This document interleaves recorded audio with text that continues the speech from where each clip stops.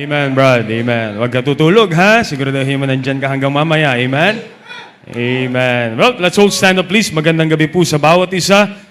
And sometime this week, inimbitahan ko po si Pastor Ed mag-preach sa Las Piñas, kaya nandito po ko ngayon. Amen?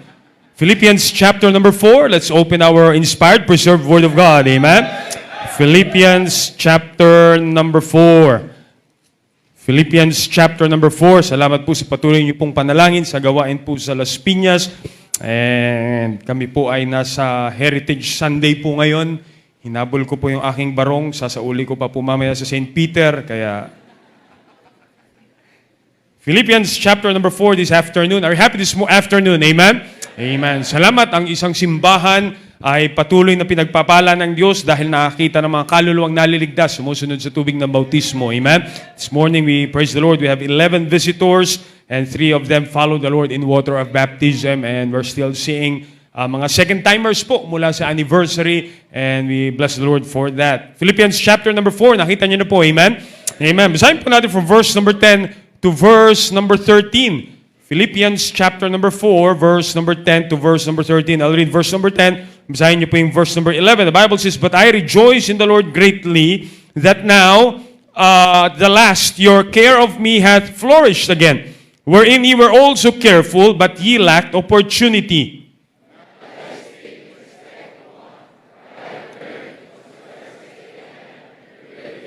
I know both how to be abased, and I know how to abound. Everywhere and in all things, I am instructed both to be full and to be hungry, both to abound and to suffer need." Verse number 13, all together, ready, go. "I can do all things through Christ, which strengtheneth me." Dakilang Diyos, salamat po Panginoon sa gabing ito.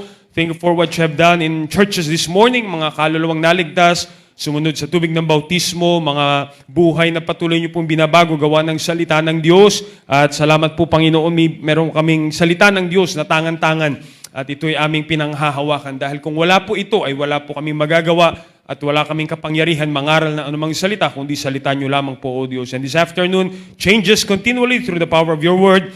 Use your servant. Just want to be a blessing and a help. Salamat po, Panginoon, for this opportunity once again. At kayo po ang kikilos sa aming kalagitnaan sa pangalan ni Jesus. Amen. Amen. Thank you. Be seated, please. And thank you for standing. Ang isang pinakamasayang, handa na po ba kayo makinig? Amen? Amen. Alam niyo po, it is a choice for us para i-enjoy natin lagi ang buhay Kristiyano. Did you hear that? That's a very important part of introduction. It is always a personal choice para i-enjoy mo ang buhay Kristiyano mo. Huwag mo isalalay sa ibang tao kung magiging masaya ka sa buhay Kristiyano mo o hindi. Huwag mo isalalay sa ibang tao kung magiging masaya ka sa pagpunta mo sa simbahan o hindi. Because to grow and to enjoy your personal Christian life, it is a personal choice. Are you listening? Naunahan niyo po tayo. Amen? Amen? Di po ba? No, dahil ang buhay Kristiyano, nagkaroon tayo ng katiyakan ng langit dahil personal nating tinanggap si Kristo sa puso natin bilang tagapagligtas. Ikaw ay naging anak ng Diyos nung araw na nagsisi ka ng iyong kasalanan, tinanggap mo si Kristo sa puso mo bilang sariling tagapagligtas, and it was your personal choice.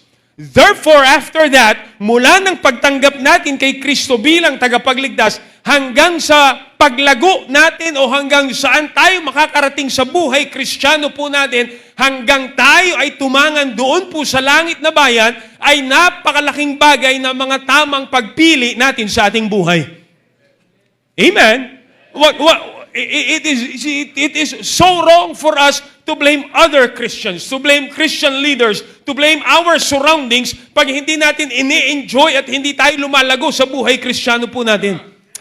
Dito po sa talatang binasa po natin, isang napakagandang statement ang binitawan po ni Apostol Pablo, and that statement is on verse number 11. Look at verse number 11. Sabi po niya dito, "Not that I speak in respect of want, for I have learned in whatsoever state I am, therewith to be content." Here is an Apostle Paul. Now listen and listen well. Si Apostol Pablo po during this time ay hindi po siya bagong mananampalataya.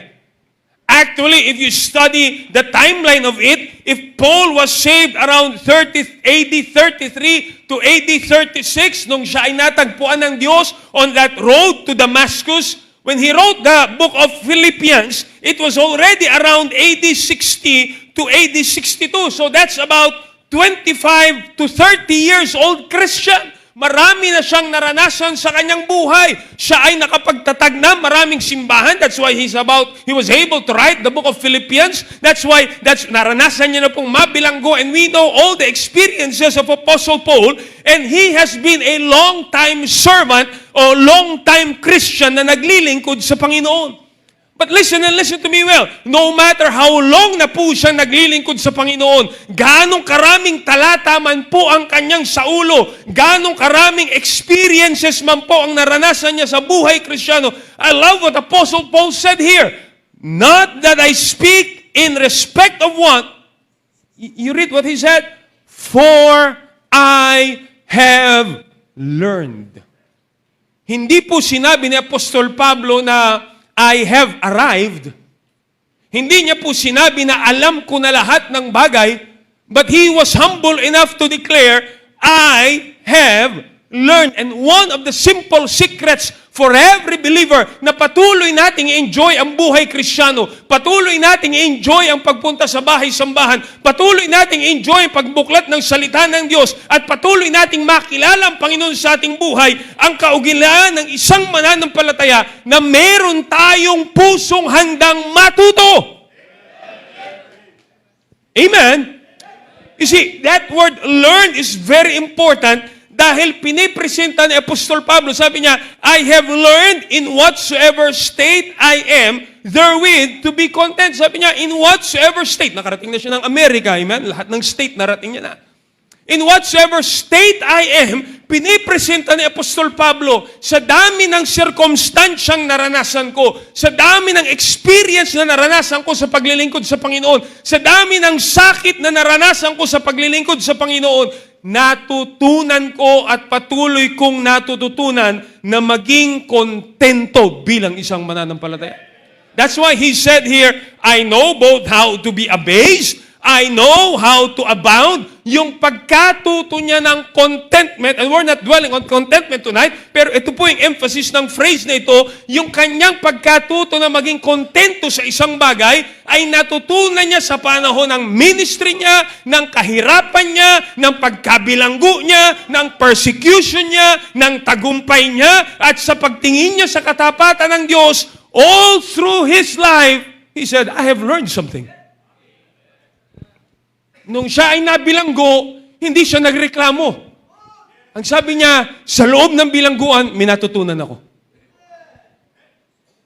Nung siya ay na-shipwreck on Acts chapter 27, hindi niya sinabing malas na buhay naman to. Sa shipwreck na naranasan niya, ang sabi niya, may natutunan na naman ako. Kaya nga po masaya siyang nagpapagamit sa Diyos at kaya masaya siyang nakapaglilingkod sa Diyos dahil alam niya anumang sirkumstansya, ibagsak mo siya, he said, I know how to be abased. Ibaba mo ako, kontento ako. Itaas mo ako, kontento ako. Dahil throughout the process of time, yan ang isang bagay na tinuro sa akin ng Panginoon, I have learned. Walang lugi ang isang mananampalataya kapag ka ikaw ay mayroong pusong handang matuto. You hear that? Masaya ang isang Kristiyano kasi kahit saang circumstansya mo siya dalhin, ibilanggo mo si Apostol Pablo, sabi ni Paul, salamat, minatutunan ako. Kutsain mo si Apostol Pablo, salamat, minatutunan ako. Dalhin mo siya sa circumstansyang hindi niya gusto, sabi niya, salamat, meron na akong natutunan naman sa aking buhay. You see, maraming mananampalataya ay nag-i-struggle sa ating buhay Kristiyano. And look, you never enjoy your Christian life. Why? You kept on blaming somebody else and we kept on pointing somebody else. Kaya hindi ako nag-i-enjoy sa buhay Kristiyano, kaya hindi ako nag-i-involve, kaya you're blaming. But look, you are in a situation na merong tinuturo sa atin ng Panginoon, but the problem is we are not learning it. Amen. Ang Diyos ay dinidevelop po tayo sa isang proseso at dinadala niya tayo sa mga pagkabigo, pagkabagsak, pagpapala, pagsubok, suliranin, pangangailangan at bawat panahon sa ating buhay ay oportunidad na nilalagay ng Diyos para tayo naman ay merong matutunan. Para tayo naman ay lumago bilang mananampalataya. Ang buhay Kristiyano po ay hindi patungkol sa darating ka sa estado ng iyong buhay na hindi mo na kailangan matuto. Graduate na ako ng Bible College, alam ko na lahat yan. Delikado yan. Amen? It is about maintaining ang puso po natin, mga kapatid, na tayo ba ay willing magpaturo sa Diyos at sa Kanyang salita. Everybody here has a hunger to learn. Kaya nga minsan, 3 oras tayo inaabot dito eh. Pumupunta ka sa YouTube University kasi gusto mo matuto. Di ba? Sa pagmamalaki natin, ako na mag-aayos ng lababo sa CR. Pagdating mo naman sa CR, sasarado mo yung pinto, bubuksan mo yung si YouTube. Paano ba ayusin itong lababong ito? Why? You want to learn. But sadly, we want to learn on so many secular things and we are learning so many wrong things. At isa sa nane-neglect natin ay yung matuto tayo sa paglago natin, sa buhay natin bilang isang mananampalataya. Kaya nga po napakaganda ng patotoo ni Apostol Pablo when he said, I have learned. Question this afternoon, are we still willing to learn? Tayo ba ay mayroon pang bukas na puso para matuto sa salita ng Diyos? Para matuto mula sa Diyos sa mga sirkumstansyang dinadala niya sa ating buhay. Para matuto pa sa buhay Kristiyano dahil pag natapos, somebody said, if a person ceases to learn, he ceases to live. Tapos na ang buhay mo pag ayaw mo nang matuto sa buhay Kristiyano. Kaya ganyan tayo, hindi ka nakakangiti, hindi ka nag-i-enjoy ng buhay Kristiyano, hindi ka nag-i-involve sa ministry, and your life is so empty. Why? You have stopped learning in your Christian life. Daig pa tayo ni Apostol Pablo, 30 plus years in the ministry, sabi niya, pambira, paano pa kaya ako matututo? I have learned, and I want to learn. Yung meron siyang hunger. Di ba sabi ng Bible, blessed are they which hunger and thirst after righteousness, for they shall be filled. Pag nakikita ng Diyos sa puso natin yung willingness na matuto, ay lagi kang tuturuan ng Panginoon. Ano po, sino pinakamasasayang Kristiyano? Yung mga Kristiyanong natututo pa sa kanyang buhay bilang isang mananampalataya. Alam niyo po bakit masasaya yung mga bagong Kristiyano? You know why? Because they want to learn. They are so hungry in learning about the Word of God.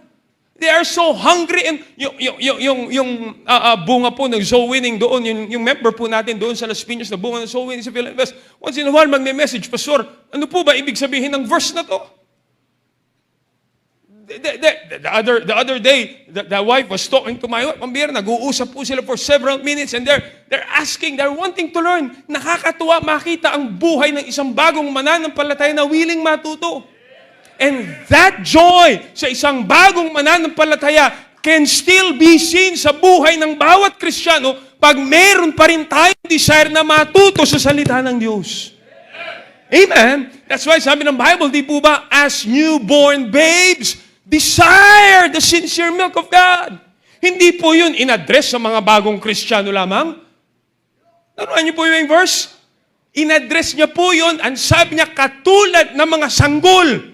Dapat meron pa rin tayong desire matuto. Meron pa rin tayong desire lumago. Meron pa rin tayong ma-desire makinig na salita ng Diyos because learning will be a great part of the growth of our Christian life. 4 things this afternoon. Number 1, learning is a sign of spiritual maturity. Amen. Learning is a sign of a spiritual maturity.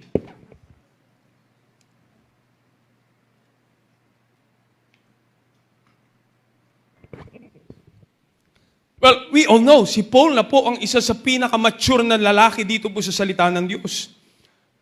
Nakapagtatag ng simbahan, nakapangaral sa maraming lugar, na-endure niya ang maraming persecution, yet despite all his accomplishments, understand that? Despite ng lahat ng natapos niya na, na-accomplish niya na, he has a heart to say, Panginoon, turuan mo ako. Panginoon, gusto ko pang matuto. Panginoon, saan pa ako lalago? And the Bible is very clear on that. Ang taong gusto matuto, yan ang tinuturuan ng Diyos. Look at Proverbs chapter number 1. Tingnan niyo po sabi ng Bible. I hope you're still listening this afternoon. Amen? Just a basic reminder here sa bawat isa po sa atin. Proverbs chapter number 1, verse number 5. Look at the Bible tonight. Proverbs 1:5. A wise man will what? Help me now. A wise man will hear and will what? Increase learning. And a man of understanding shall attain unto wise counsels. Ang totoong nagmamature na mananampalataya ay hindi po nasusukat kung gaano karaming impormasyon na ang alam natin. Minsan nga, maling impormasyon pa. Kundi ang ating pagnanais na patuloy na matuto sa tama at lumago bilang isang Kristiyano. The Bible says, it is the wise man who will increase in learning. Iba po ang mentalidad ng sanlibutan sa prinsipyo ng salita ng Diyos. Sa sanlibutan, pag matalino ka na, ay hindi na yan kailangan turuan, matalino na yan. Pero ang Biblia ay nagtuturo, ang tunay na pantas ay meron pa ring willingness na matuto. Ang tunay na matalinong mananampalataya, ang tunay na nais lumago bilang Kristiyano, meron pa rin niyang pagkauhaw at pagkagutom sa prinsipyo ng salita ng Diyos. Proverbs chapter number 9. Proverbs chapter number 9. Message is so simple tonight. Give instruction, verse number 9, sorry. Verse number 8. Reprove not a what? Reprove not a scorner, lest he what? Hate thee. Pagalitan mo isang scorner, magagalit sa iyan. But rebuke a wise man, and he will love thee. Kaya dyan mo makikita ang Kristiyanong nagmamature. Pag rebuke mo ng salita ng Diyos, nagagalit, scorner yan. But if you rebuke a wise man, he will love thee. Why? Uy, natuto na naman ako. Tinuruan na naman ako nun Lumago na naman ako bilang Kristiyano. Verse number 9. Give instruction to a wise man and he will be at what? Wiser. Teach a just man and he will, there's a word, increase in learning. Alam niyo po, masusukat mo talaga ang nagmamature na Kristiyano. Ang nagmamature na ang lumalagong mananampalataya ay may willingness matuto. Pero ang Kristiyanong nag-feeling mature lang, pero immature naman talaga, ito yung mga, huwag naman tayo maging uri ng Kristiyano na akala natin alam na natin lahat. Akala natin natutunan na natin lahat. Amen? Kaya nga po, here is Apostle Paul on his 30-something years of his ministry, sabi niya, I have learned. May natutunan ako. Amen. Kaya nga po, nakakatuwa sa buhay Kristiyano, mas lumalapit ka sa Diyos, mas nakikilala mo ang Diyos, mas nare-realize mo, marami pa pala akong hindi alam. Napapansin niyo po ba? Di ba? And I'm not saying this is absolute, pero di ba, nung bago kang mananampalataya, excited ka maupo sa harap, makinig ng salita ng Diyos.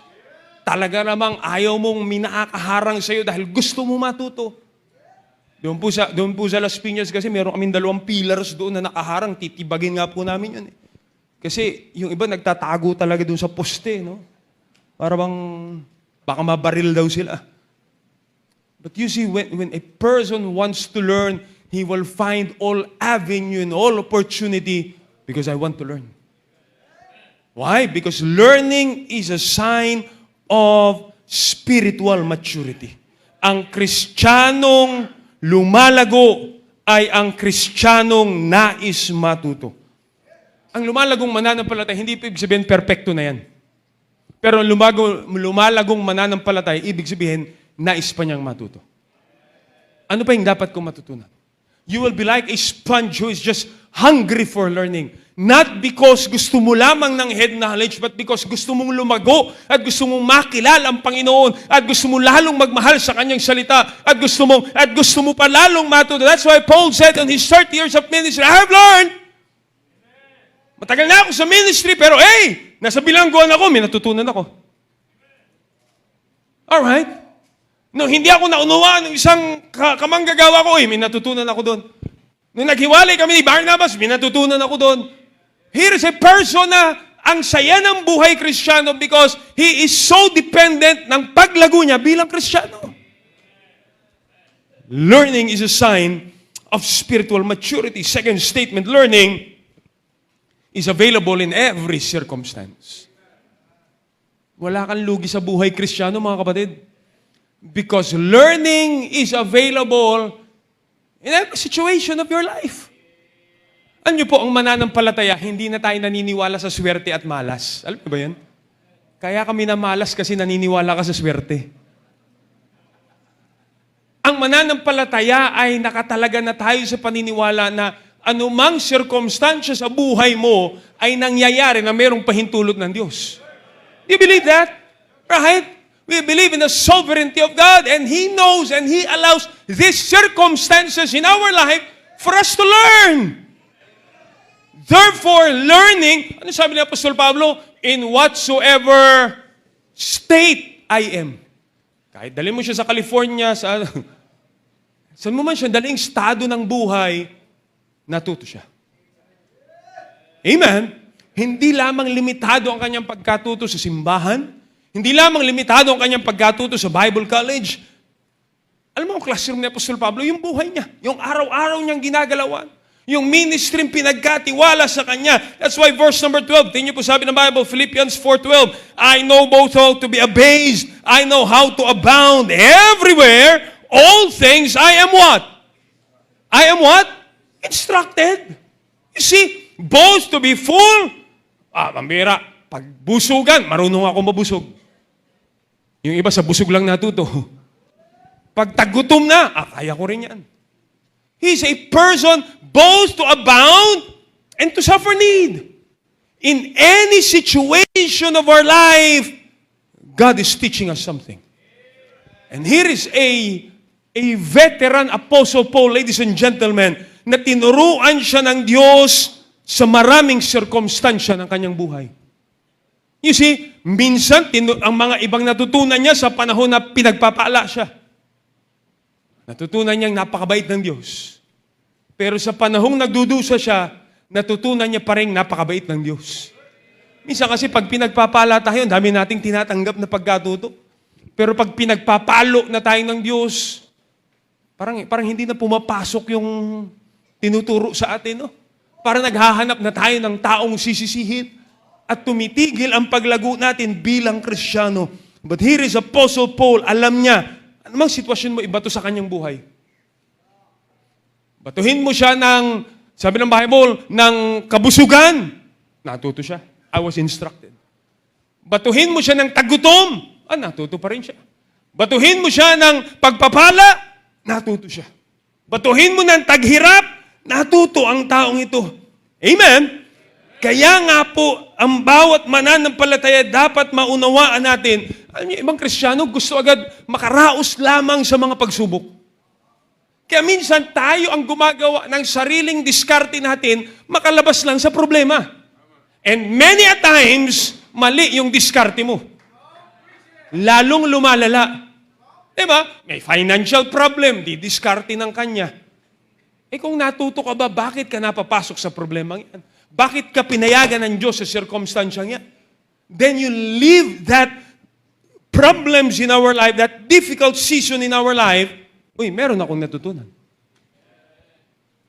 I know this is very basic, ladies and gentlemen, but yet, maraming beses ang sirkumstansya na nais ng Diyos o nais nating tanggalin ng Diyos sa ating buhay ay hindi niya tinatanggal dahil hindi tayo natututo. Panginoon, tanggalin mo na to. Yan nga ang lesson mo ngayon eh. Diba? Panginoon, alisin mo na. Diyan ka nga matututo. Because learning is available in every circumstances of life. Kaya nga, imbis na tanungin natin, bakit kasi nangyayari sa akin ang bagay na ito? And instead na sinisisi natin ang ibang tao, kaya nangyayari sa iyo yung bagay na yun. And instead na nagkikwit tayo dahil nahihirapan tayo sa bagay na ito. And instead na pinagmamalaki natin dahil nagtagumpay tayo sa bagay na ito. Why not ask, Panginoon, ano bang tinuturo mo sa akin sa circumstansyang ito? So when you live from that circumstance, graduate ka kasi may natutunan ka. Amen. You see, bawat sirkumstansya ay binibigyan tayo ng oportunidad ng Diyos para lumago. Tingnan niyo po, Psalms 119. Grab your Bibles, all right? I hope I'm not boring you tonight because this is so simple. My goodness. Psalms chapter 119. Psalms 119. Nasa New Testament po yan. Matututunan mo yan. Amen? Psalms 119. Look at the verse. Psalms 119. Are you there? Amen? Amen. Mamaya na po kayo manood ng YouTube University. Talo na po yung Spurs. Okay? Kaya ka discourage. Alam ko na inaabangan mo yung Hinebra mo naman. Pambira talaga. Verse number 71. It is what? Nawala na kayo. Psalms 119 verse 71. Alright. It is good for me that I have been what? Afflicted. Why? That I might, look at the word, learn. Sabi ni David right here in Psalms, naging mabuti sa akin na ako'y nakaranas ng sakit, ng hirap, ng palo, ng persecution, ng mga negatibong bagay sa aking buhay. It is good. You know why? I have learned something. Hindi siya namili ng mga sirkumstansya na pag ako pinagpapala, dito ako matututo. Pag ako may pagproblema, sisisihin ko sila. No. I mean, it is good for me that I have been afflicted. That I might learn thy statutes. Amen. Mga Israelites, pinadaan ng Diyos sa wilderness. Sabi ng Diyos, para matuto kayo magpakumbaba. Para matuto kayong kilalanin ang plano ng Diyos sa inyong buhay. I'm telling you, walang lugi po ang isang Kristiyano kapag meron tayong puso hanggang matuto. You go to church like this, no? Pambihira, you came here, what, 4 o'clock? Tama? Hanggang alas 9 tayo dito, amen? Joke lang po yan. No? We sit for 3-4 hours, kaya hindi ka masaya kasi ayaw mo matuto. Yung kauupo mo lang, late ka na, kauupo mo lang sa church, no? Noras kayo matatapos to. Wala enjoyment. Hindi ka nagiging masaya sa buhay Kristiyano. Kaya kahit saan ka dalhin, problema, hindi ka masaya. Pagpapalo, hindi ka masaya. Blessing, tsaka ka lang ngingiti. The Bible says, in whatsoever state I am, dalhin ka ng Diyos sa anumang circumstance sa iyong buhay. Dalhin ka sa isang sitwasyon, problema, young people, dalhin ka sa mga bagay na akala natin problema lamang, pero sa sitwasyon, kung nasan ka ngayon, may ituturo sa iyo ang Panginoon. Amen? Therefore, sino bang tao ang hindi sasaya pag meron siyang natutunan? Tama? Di ba nung natuto ka, di po ba yung mga nag-shift na yung cellphone mula sa 3310, no? Tapos napapunta na nga sa mga iPhone, nung nakapag-download ka ng unang app mo, di ba, kasaya-saya mo, Lola, no? Kasi may natutunan ka na, nung nakapag-install ka ng Facebook, ay kasaya-saya na, no? Kasi may natutunan ka rin naman kahit papaano. At nung nakapag-video call ka na sa kabilang barangay, ay kagaling ni Reno. Ay, paano ka sila nagkasya din no? Nung natuto ka sa mga simpleng bagay, ang saya. Sino ba hindi masaya? Therefore, sa buhay Kristiyano, pag may itinuturo at meron tayong willingness na matuto, then it will be an enjoyable Christian life. Ang pinakamalungkot na Kristiyano ay yung Kristiyanong stagnant na sa buhay Kristiyano nila. Ayaw na ngang matuto, tapos negatibo pa tayo sa mga taong natututo. ay malala na ang sakit ni Lazaro, ika nga. Right? Let's be that kind of Christian. Kung ayaw mo matuto, di wag. Then I want to learn. Huwag na tayo mag-ugaling elementary, high school, hanggang ngayon ba naman sa circumstansya ng buhay mo, nagkakating classes ka pa rin? Hindi ho ba? Let's have that heart to learn. Because learning is available in every circumstances of life. Kami po ay dinala ng Panginoon sa Las Piñas. Ang bihira. I worked with Pastor Ed for many years here. Matagal na rin po kaming magkasama sa buhay. Matagal-tagal ko na rin po siyang tatay. Tatay ko nga po pala sa hindi nakakaalam. No? I've seen the ministry here grow from small ministry to big, and I praise the Lord for that. And in my mind, sabi ko siguro, ayaw ko po magpastor. Many people knows that testimony already. Pero hindi na kami ng Panginoon sa Las Piñas, sabi ko, siguro, marami-rami na rin natutunan, may mga alam na. And I thought, I know many. Nung nilagay ka ng Diyos sa isang circumstansya, sabi ng Panginoon, ano ka ngayon? Dami ka pang hindi alam. Diba? Ay, mga kabataan na pambira. Kala niya, magaling pa siya sa magulang niya. Magaling pa siya sa pastor niya. Abangan mo lang. Kaya sabi ko nga po sa inyo, kahit pagiging pastor, maging magulang, di ho ba? Kala natin, alam na natin lahat nung tumungtong ka na sa pagiging tatay. Na-discover mo ba, marami pa pala tayong hindi alam? Nung nag-asawa ka, at talagang wala tayong alam, no? But there must be a process of learning. And learning is available in every circumstances of life. Number 3, Paul said here, for I have learned. Statement number 3, learning requires humility. Learning will always require humility. Pag lumalabas na sa ating bibig at sa ating puso, alam ko na yan. That's a big dangerous sign of pride in our life. Let me say that again. Pag lumalabas na lagi sa ating isip at puso, alam ko na yan. That's a big red flag signal na ang taas na ng yabang natin sa ating buhay. The Bible is always clear about that. Pride goeth before destruction. Because learning would always require humility. Ang sinasabi lagi ng yabang, marami na akong alam. Ang sinasabi ng taong nagpapakumbaba, Panginoon, kailangan ko pang matuto. Ano pa yung hindi ko alam? Kailangan ko pa ng simbahan. Kailangan ko ng salita ng Diyos. Kailangan ko ng authority sa aking buhay. Kailangan ko ng magulang sa aking buhay. Kailangan ko ng iriali. I need to learn. And as long as you have that, then there is an humility in your life and you will continually learn.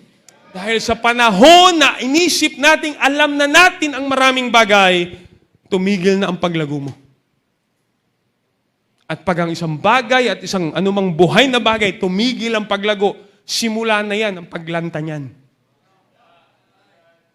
Again, when a person ceases to learn, he ceases to live. Di po ba yung mga taong na-share natin ng gospel tracts, in-invite mo sa church, one of the reasons na atubilis silang pumunta sa simbahan, akala nila, alam na nila yung gagawin dito sa simbahan. Ganyan din naman yan, di po ba? Kay Lord naman tayo lahat. They presume, they know it already. You understand? Di po ba? But the moment you step in and you realize, pambihira, marami pa pala akong hindi alam sa salita ng Diyos. Marami pa pala akong and it starts with humility. Amen? Isang dahilan kaya ang Diyos ay patuloy na nagtuturo sa atin ay kapag willing tayong matuto. Sa anumang circumstance sa ating buhay. Amen? Dami nang naranasan ni Apostol Pablo. Kung merong isang Apostol Pablo na marami nang naranasan sa buhay at willing siyang matuto, sino tayo?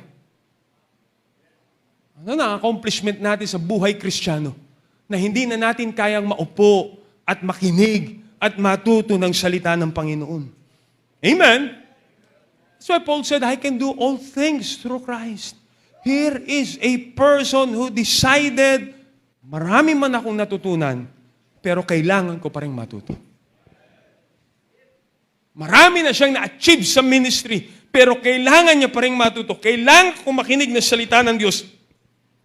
Kailangan ko tanggapin yung aking pagkakamali. Kailangan kong maging bukas sa paglago sa buhay, buhay bilang isang mananampalataya. Dapat marami pang matutunan. I'm telling you, if you will learn to submit yourselves and humble to the truth and authority of the Word of God, marami kang matututunan, mga kapatid. Ang sabi ng Bible, open thou mine eyes, that I may behold wondrous things out of thy law. You're wondering, simba naman ako ng simba, upo naman ako ng upo, ang tagal ko na sa simbahan, bakit hindi na ako masaya? Let me ask you, may puso ba tayong handang matuto?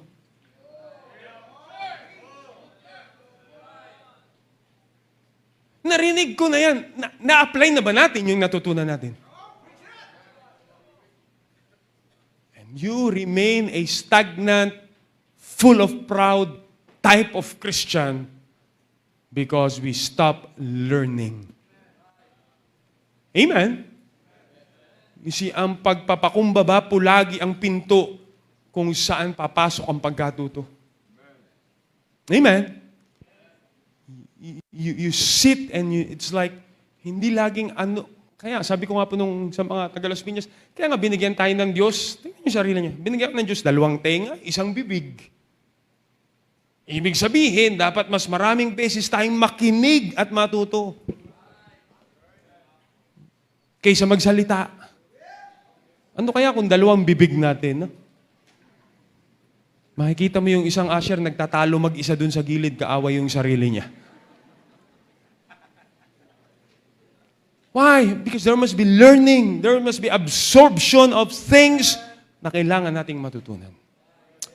Message is done. Lastly, number 4. Masyado na kayong matatalino. Amen.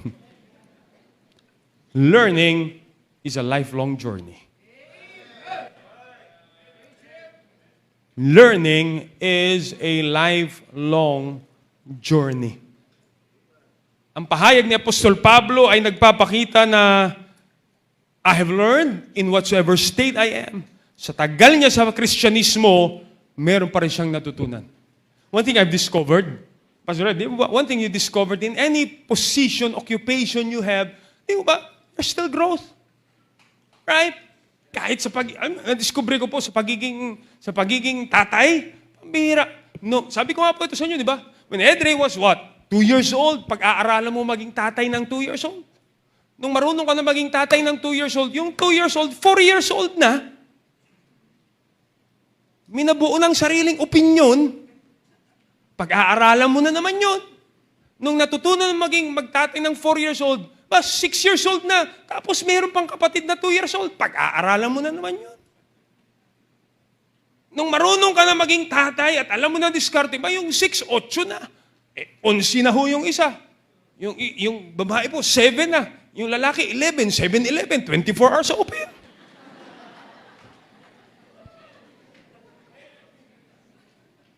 And there will be learning. Amen. That's why learning, lalo pa sa buhay Kristiyano. Because the more you learn, the more opportunities God will give you, and the more you will learn. Kaya nga, delikado pag dumating tayo sa estado ng comfort zone sa buhay Kristiyano natin. It is a very dangerous thing because you have stopped on your journey. Have you realized why another building? Why another bigger auditorium? Why another evangelistic meeting? Because we want to learn, we want to grow, and it's a journey. Aba, hanggang may buhay at hininga pang binibigay ang Panginoon sa ating buhay, then let's learn. Amen. You see, ito po ay patuloy na proseso ng paglago sa buhay po natin. Minsan, ang teacher na ibibigay sa'yo, ayaw mo. Tama? O, kunwari pa ito. Pasukan na kasi, kaya babae nyo eh. Ano pa? Minsan yung teacher masungit. Minsan mabait. Isang tao lang yon. Minsan masungit, minsan mabait. Minsan, ayaw ko matuto dyan. Ayaw ko na... Sino malulugi kung hindi ka matututo? And don't blame the person. Just sit down and learn. Paul said, in whatsoever state I am, because he realized it is a lifelong journey. Bawat panahon ay merong bawat pagkatuto sa kanyang buhay. Amen? It's a journey in our Christian life. That's why contentment is not just the only lesson na natutunan ni Apostol Pablo. Hindi lang naman siya nasabing kontentong tao. We know Apostle Paul is a humble man, and we know Apostle Paul is a hardworking man, and we know Apostle Paul is a man full of faith. Isang lesson ito sa maraming itinuro sa kanya ng Diyos sa kanyang buhay. Kaya nga hindi dapat mawala ang pagkauhaw nating matuto sa salita ng Diyos. I sit down many times, I look at my parents pambira sa tagal sa ministry. Tapos nauupo sa sarili nilang anak para makinig. Sabi ko, makakaganti din ako manermon sa mga magulang ko. But they're willing to learn. Learn. If a person ceases to learn, he ceases to live. Wag po tayo makontento sa natutunan lang natin kahapon. Wag lang tayo makontento sa itinuro sa atin ng Panginoon ngayon. Because it will be an exciting journey of Christian life if you continually learn. Pagkatapos ng anniversary po namin, we wrote down things. Ano yung natutunan natin sa anniversary ito? Ano yung magandang ginawa natin dito na gagawin natin next year? Ano yung hindi nating magandang ginawa ngayon na wag na natin uulitin next year? There's learning. And with that, there's growth. Sino ang mabobor sa buhay Kristiyano na meron kang karagdagang kaalaman lagi? Amen? Hindi kailangan maling impormasyon. Alright? Hindi lahat naman ng nakikita mo sa YouTube ba, isasapak mo sa...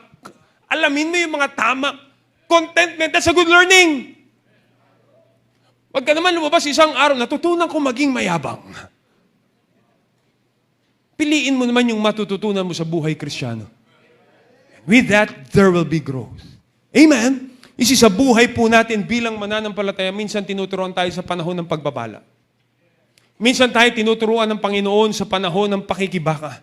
Minsan tayo tinuturuan ng Panginoon sa panahon ng pag-iintay. Minsan tayo tinuturuan ng Panginoon sa panahon ng kawalaan. And let us be that kind of Christian that will say, by the grace of God, I still want to learn.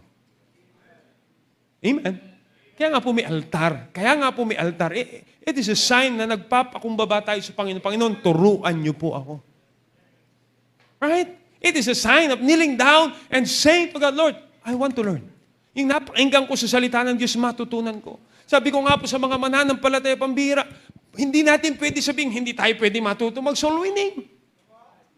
Kasi gadget nga, natutunan mo. Mag-email online nga, natutunan mo. Mag-upload ng picture, natutunan mo. Yung mag-soul winning, hindi mo matutunan. Yung pagbibigay, hindi mo matututunan.